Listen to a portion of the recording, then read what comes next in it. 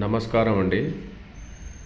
ఈ తెలంగాణ రాష్ట్రం ఏర్పడ్డ తర్వాత 10 ఏళ్ళు పరిపాలించిన కేసీఆర్ గారి పరిపాలనలో నిజంగా కొంత అహంకారపూరితమైన వైఖరి వల్ల కేసీఆర్ గారి మీద కోపంతో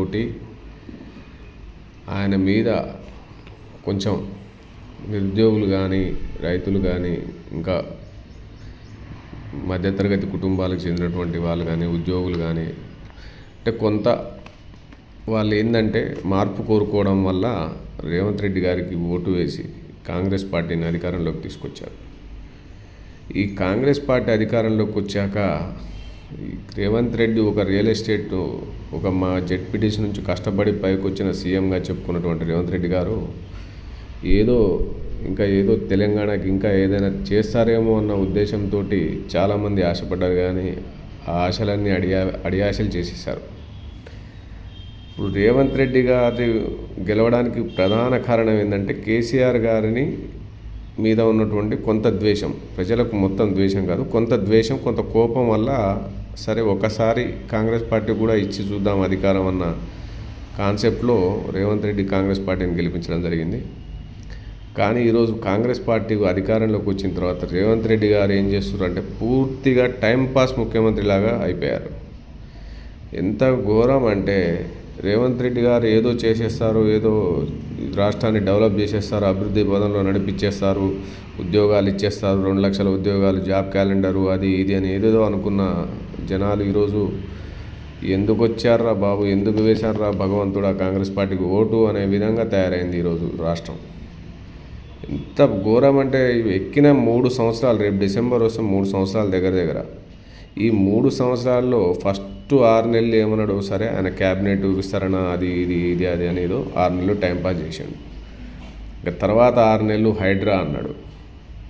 ఆ హైడ్రా ఏమైందో, సరే హైడ్రా మంచి వచ్చాడు, ఆ హైడ్రా అప్పుడే తీసుకొచ్చాడు. మూసి ప్రక్షాళన అన్నాడు, అదొక 6 నెలలు టైంపాస్ చేశాడు. ఫోన్ ట్యాపింగ్ అన్నాడు, డ్రగ్స్ అన్నాడు, అదొక 6 నెలలు టైంపాస్ చేశాడు. ఇక కూలేశ్వరం అదొక 6 నెలలు టైంపాస్ చేశాడు.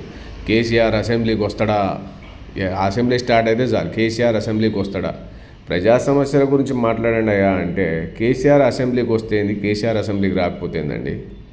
ఇప్పుడు అసెంబ్లీలో ఏం చేయాలి, ప్రజా సమస్యల పరిష్కారం కోసం ప్రయత్నం చేయాలి, ఏమైనా సమస్యలు ఉంటే చేయాలి. ఇప్పుడు ఆయన ఏదో చేసిండు, కాళేశ్వరం కట్టిండు, 1 లక్ష కోట్లు దోషిండు, 10 లక్షల కోట్లు దోషిండు, నువ్వేం చేస్తున్నావో చెప్పాలి. కానీ ఆయనది ఎందుకండి వెనకట సొమ్ము. ఇంకా 6 నెలలు ఏమో కేటీఆర్ మీద పడ్డాడు, డ్రగ్స్ అన్నాడు, ఫోన్ ట్యాపింగ్ అన్నాడు, ఇంకోటి ఏంది ఆ రేసు దాంట్లో అవినీతి జరిగింది అన్నాడు. ఇప్పుడు 6 నెలల నుంచి మళ్ళీ కూలేశ్వరం బట్టలు ఇస్తాం, జైలు కూర్చోబెడతాం, ఇదే టైంపాస్. ఒక సీఎం అయి ఉండి కనీసం ఆ భాషలో చేంజెస్ లేదు. ఒక సీఎం ఒక రాష్ట్రానికి ముఖ్యమంత్రి అయి ఉండి ఆయన స్టేట్మెంట్ ఏంటి, నన్ను కోసినా నాకు డబ్బులు లేవు. ఎంత పెద్ద స్టేట్మెంట్ అది. కాంగ్రెస్ పార్టీకి నెగిటివ్ అవ్వడానికి కారణం ఇదే పెద్ద స్టేట్మెంట్.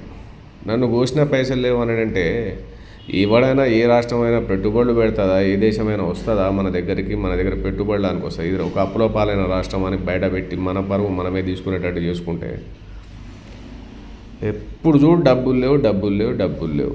ఆ గ్యాస్ లేదు, సబ్సిడీ లేదు, ఉద్యోగులకు విషయానికి వస్తే ఓ పిఆర్సీలు లేవు, డిఏలు లేవు, ఏం లేవు.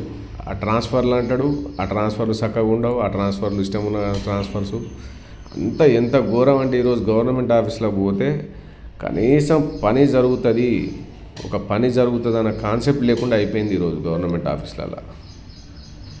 ఇంత ఘోరంగా తయారవుతుందని అయితే అనుకోలేదు. ఇంకా ఈరోజు చూడండి, ఇక రోడ్ల మీదకి వచ్చి యూరియా కోసం ఆ రైతులు తిడుతుంటే, ఆ కాంగ్రెస్ పార్టీని, ఆ రేవంత్ రెడ్డిని తిడుతుంటే అసలు ఇక ఇది కూడా బీఆర్ఎస్ కుట్ర అనేది అయితే అనడానికి లేదు. ఎందుకంటే ప్రతి ఒక్క విలేజ్లో కూడా రైతులను తిడుతున్నారు కదా, రైతులు తిడుతున్నారు అసలు ఆ కాంగ్రెస్ పార్టీని కానీ, ఆ ముఖ్యమంత్రిని కానీ, మినిస్టర్లను కానీ ఎంత హరిగోసం ఆ మాటలు కూడా వినలేకపోతున్నాం. చెవులకి వెళ్ళి రక్తాలు గారేటాడు తిడుతున్నారు.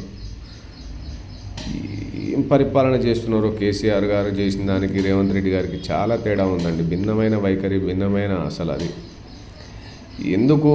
కేసీఆర్ ఏదో చేసిండు, కేసీఆర్ చేసిన దానికంటే ఎక్కువ నువ్వు చేయాలి. కానీ ఎంతసేపు కేసీఆర్ని భూతద్దంలో చూపెడదాం, కేటీఆర్ని భూతద్దంలో చూపెడదాం, హరీష్ రావుని భూతద్దంలో చూపెడదాం, ఎందుకు సార్ మనం ఏం చేస్తాం ప్రజలకు అనేది మనం చూపించుకోవాలి, కానీ ఎంతసేపు పొద్దున్న లేస్తే అదే ఫ్యామిలీ గురించి మాట్లాడడం, వాళ్ళ మీద పడడం, వాళ్ళు ఇది చేసిరు, వాళ్ళు అది చేసిరు, వాళ్ళది చేసినందుకే కదా ఈరోజు మిమ్మల్ని గెలిపించి మిమ్మల్ని కుర్చీ ఇచ్చి పదవి ఇచ్చి కూర్చోబెట్టింది ప్రజలు.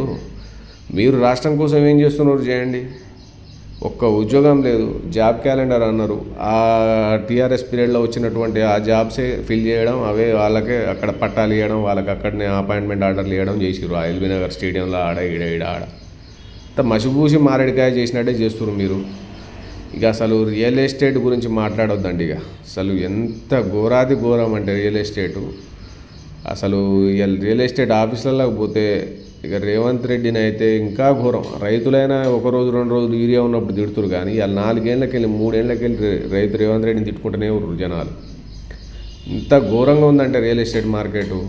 అసలు ఈరోజు జనాలు ప్లాట్లు అమ్ముడు పోక, ఆ ప్లాట్లు అమ్ముకుందామంటే ఆ ప్లాట్లు అమ్ముడు పోక, కొనేటోళ్ళు లేక, మార్కెట్ లేక, కనీసం ఈరోజు ఆ రియల్ ఎస్టేట్ మీడియేటర్స్ కానీ బ్రోకర్స్ కానీ వాళ్ళంతా రోడ్ల మీదకి వచ్చే పరిస్థితి. హోటల్లో ఆటోలు తోలుకుంటారు చాలామంది మీడియేటర్స్. ఒకప్పుడు 100 కోట్లు ఎకరం ఉండే హైదరాబాద్ సిటీని మొత్తం భ్రష్టు పట్టించేసారు. కనీసం ఏదైనా ఒక అవగాహన ఉన్న ఇంత పెద్ద సీఎం మీరు, ఇంత పెద్ద రియల్ ఎస్టేట్ మార్కెట్ మీద ఇంత అవగాహన ఉన్నది అంటారు మీరు. నేను రియల్ ఎస్టేట్ రేవంత్ రెడ్డి అంటేనే రియల్ ఎస్టేట్ అంటారు. కనీసం ఫార్మాసిటీ ఇప్పుడు కేసీఆర్ గారు ఏం చేసారు, కనీసం అక్కడ ఫార్మాసిటీ వస్తుందనగానే అక్కడ భూముల రేట్లు పెరగడం, ఇక్కడ కోయడాలో ఒక మార్కెట్ వస్తుందంటే అక్కడ రేట్లు పెరగడం, ఇట్లా ఏదో ఒకటి చెప్పి ఒక వార్త చెప్పడం వలన కనీసం రేట్లు పెరిగే సిచ్యువేషన్లో ఉండే. కానీ ఈరోజు అయితే కనీసం ఎక్కడ కూడా ఒక్కరు కూడా ఒక ఇన్వెస్ట్మెంట్ పెడతానికి కానీ, ₹1 పెట్టి ప్లాట్ తీసుకుందాం అనుకున్నా కానీ, ఎవడన్నా అవసరానికి అమ్ముకొని పిల్లల పెళ్ళిళ్ళు చేస్తానికి కానీ, చదువులకు కానీ పెట్టుకుందామంటే కొనే పరిస్థితి లేకుండా ఘోరంగా తయారైంది తెలంగాణలో రియల్ ఎస్టేట్ పరిస్థితి. కేసీఆర్ గారి కాలంలో ఎకరం 50 లక్షలు 60 లక్షలు ఉంటుండే ఊళ్ళల్లో పోతే.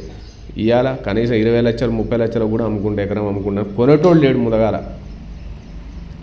ఇంత ఘోరం అయిపోయిందంటే పరిస్థితి కాంగ్రెస్ పాలనలో. నేను ఒక నికాసైన కాంగ్రెస్ కార్యకర్త, నేనే ఇంత అరిగోసపడుతున్నా అంటే ఇంకా అసలు మామూలు ప్రజల పరిస్థితి చాలా ఘోరాతి ఘోరంగా ఉన్నది. ఇప్పటికైనా ఇంకా 2 సంవత్సరాలు ఉన్నది రేవంత్ రెడ్డి గారు, మీరు ఆలోచన చేయండి. ఎంతసేపు కేసీఆర్ ఫ్యామిలీని తిట్టడం వల్ల మీకు ప్రయోజనం కుదరదు, దానివల్ల వచ్చేది కూడా ఏముండదు. వాళ్ళని కాదని ప్రజలు మీకు ఓటేసారు, మిమ్మల్ని గెలిపించారు. మీరు రాష్ట్రం కోసం ఏం చేస్తున్నారో చూడండి ఫస్ట్. వాళ్ళ ఫ్యామిలీ గొడవలు వాళ్ళు అది కాదండి మనకు కావాల్సింది.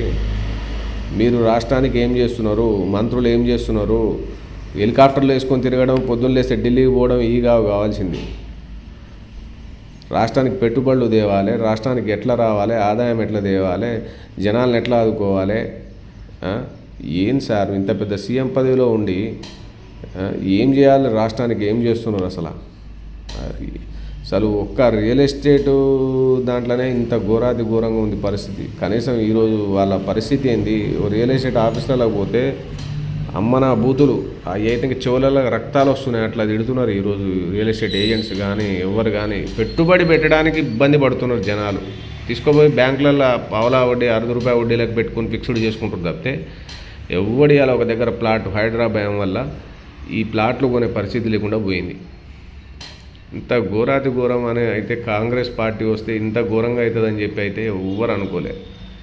ఇప్పుడైనా మీరు నిద్రలేచి కళ్ళు తెరిచి ఈ 2 సంవత్సరాలలో ఏదైనా డెవలప్మెంట్ చేస్తే సరిపోతుంది. లేదంటే ఇప్పుడు మీరు పంచాయతీ ఎలక్షన్స్లో ఓడిపోవడం ఎట్లాగో ఖాయం. అది మీరు ఇంకా 6 నెలలకు పెట్టినా సంవత్సరానికి పెట్టినా ఖాయం.